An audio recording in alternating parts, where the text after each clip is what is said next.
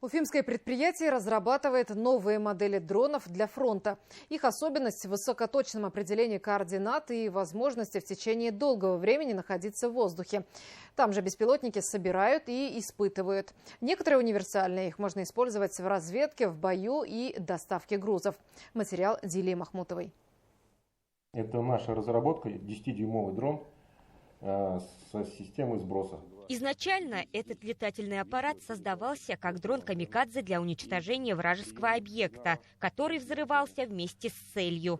Затем башкирские инженеры превратили его в универсальный дрон-носитель. Сейчас он может участвовать в разных миссиях – в разведке, в атаке и даже в доставке. К примеру, приносит питьевую воду на первую линию.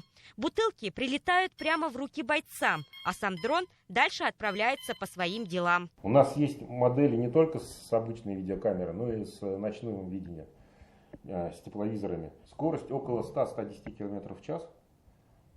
Вся конструкция сделана так, чтобы максимально удешевить это изделие. Без нагрузки он может пролететь примерно 30-40 минут.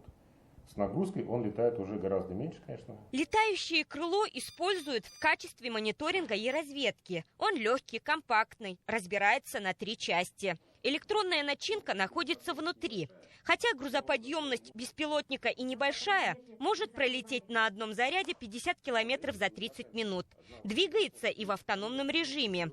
У него есть для этого GPS-антенна. Оператор уже на земле задает маршрут, и летающее крыло отправляется в путь на автопилоте. Управляется с компьютера на земле, либо с пульта. Вот. На пульте у нас специально запрограммированы кнопки, и пилоту не нужно отвлекаться на его управление. Он может наблюдать на экране все, что видит беспилотник, и отмечать для себя какую-то полезную информацию. Мы только начали изготавливать испытательные тестовые модели. Этот дрон сможет передвигаться в воздухе с весом в 65 килограммов, уверены инженеры. Сборку и настройку беспилотников производят в отделе интеграции. Далее готовые устройства отправляют в полигоны, где их тестируют пилоты. Увеличиваем производство, согласовываем с мнением бойцов, учитываем все недостатки, вводим новые комплектующие. Этот дрон работает на бензине, у него гибридный двигатель.